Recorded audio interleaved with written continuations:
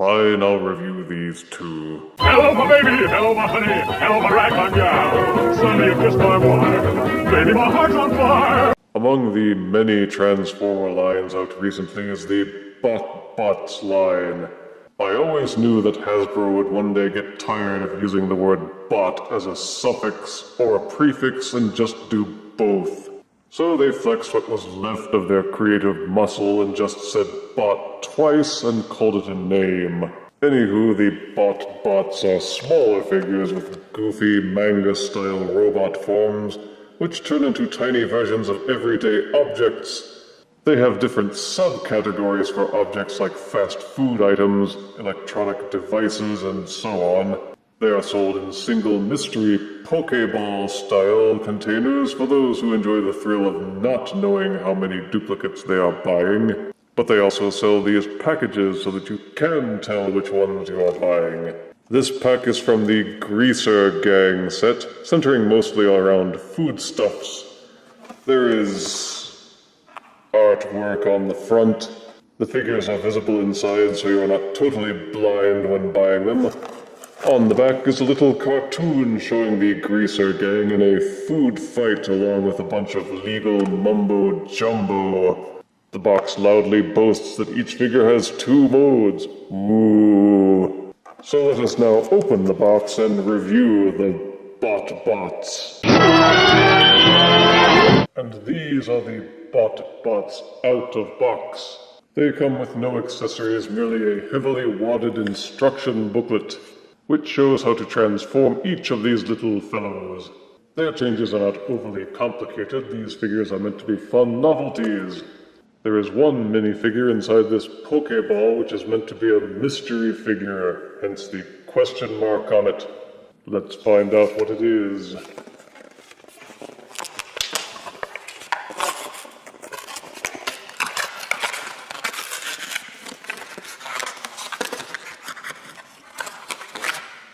This one is Clog Stopper. I wanted to act surprised, but they kind of gave the game away in the instruction manual by including directions for the one figure that wasn't visible in package. Nice surprise there, Hasbro. And so the figure has 8 minifigures. The whole box isn't dedicated to just the one Greaser Gang. There's also one from each of the other Botbot factions. But first, the Greaser Gang duo. First up is Angry Cheese. The alt mode is a grilled cheese sandwich with several visible seams on it, which don't look suspicious at all. It's solid and decently painted, but looks only vaguely like a sandwich. To transform, face the seamed edge outwards, and then prise open these edges. Extend down the body, and flip down the faceplate to become the chest plate. Tilt out the arm slightly from the side, and you have grilled cheese in his, robot mode. The transformation is simple. They all are. These are meant to be playthings for younger children. If you're looking for high amounts of articulation and posability, you will be gravely disappointed. The articulation is basic at best, and most of the figure's limbs don't seem to move much at all beyond a small waggle. Most of the articulation comes from the transformation joints, and as such, besides raising and lowering the arms a smidgen, you can't do much to pose Mr. Angry Cheese. Maybe that's why he's so angry. And he doesn't even stand up all that well. Way to go, Angry Cheese. Next up is Botbots.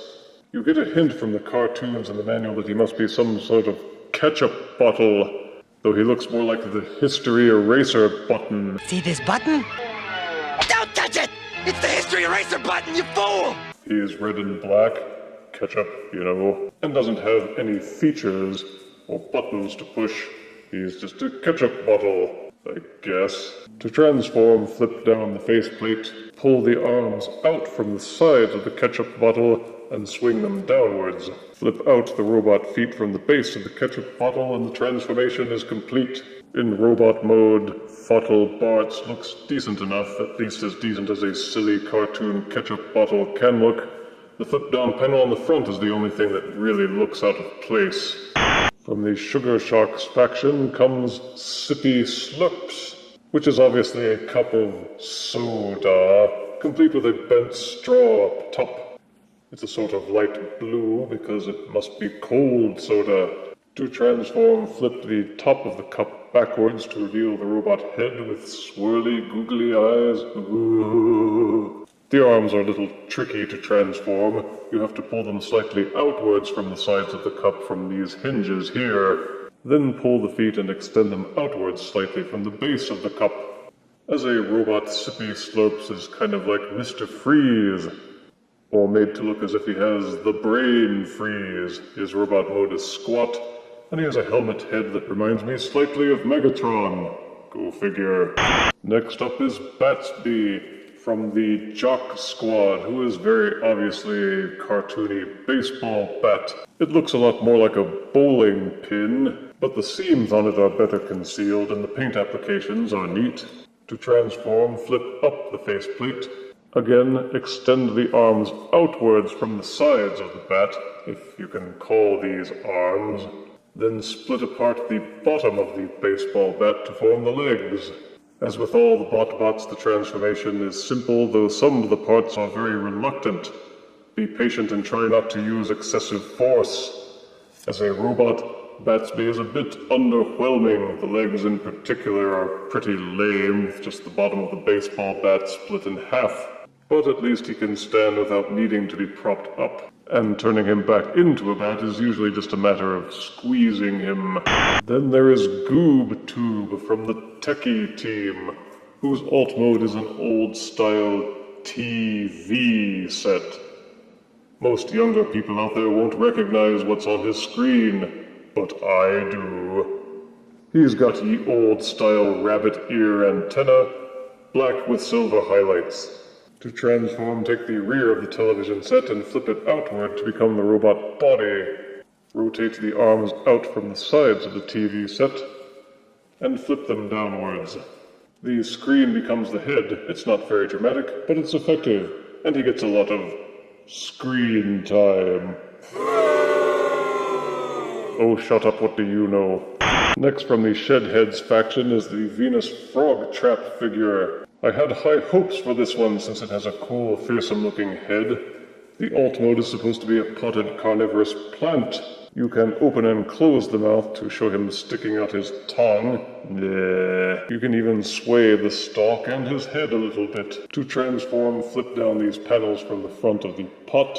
Then from the back of the pot, flip out these other panels. According to the instructions, you're supposed to be able to lie the stalk down into this groove. But these little branch thingies get in the way. All you can do is nudge it down very slightly. All of these fold-out panels on the pot are supposed to become frog's legs, while the head leans forward to become the frog head. But the rear legs in particular snap in so darn tight that you need some sort of tool to force them out. And each time I've done it, I note wear on the plastic. So I'll probably just leave them folded in and be done with it. A disappointed thumbs down on this one. Sticky McGee is next from the Backpack Bunch, and this is some kind of tape dispenser, I guess. It's a bit thick for a roll of office tape, but we're past to the point of expecting realism here now, aren't we? The plastic and paint are neat enough, although I don't recall ever seeing an orange tape dispenser in any offices that I've ever visited. To transform, pull down to separate the legs slightly from the tape dispenser body. Split apart the tape roll and separate the arms by flipping them outwards. Then rotate the head backwards and up slightly to reveal the robot head. It's not too shabby. The legs are stuck together, so they have to be pulled out together. But at least they're separate. And the eye visor makes him look like he means business, or would except for the goofy smile.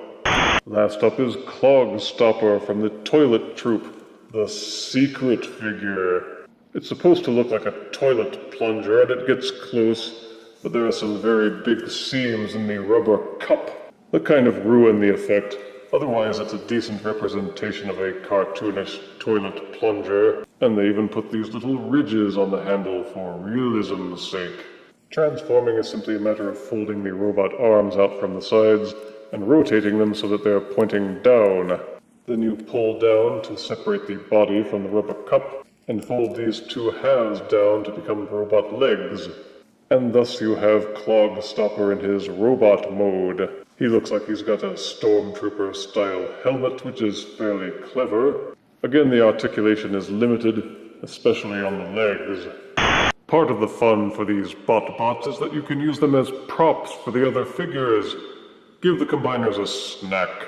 Let Rekgar watch his TV, and other such hijinks. The Botbot collection is a novelty line, obviously meant to cash in on the fad of selling figures in mystery bags, similar to the old Muscle Things, but they jazzed it up a bit by having the figures transform with two modes. Collectors will perhaps stampede to catch 'em all. Casual collectors will probably be satisfied with one or two boxes, and use them to give their other figures something to pose with. And of course there will be others to whom these do not appeal at all. The Botbots is a neat little line, but not meant to appeal to everyone. Positives are that the figures are solid, they hold up well, except for Venus Frog Trap. The paint applications are satisfactory. Negatives are that they are cartoonish in both modes. Articulation is extremely limited. Some of the parts are tough to transform, and some of the transformations seem to have been done by engineers who were in a hurry to get their coffee break. But they're not too expensive. You can get a kick out of some, and they don't take up too much shelf space. I give the Botbots Greaser Gang Series 1 box set 6 out of 10 deaths. This is Death signing off. If you refuse me, honey, you lose me, then you'll be left alone. Oh, baby, tell them all, and tell me I'm your own.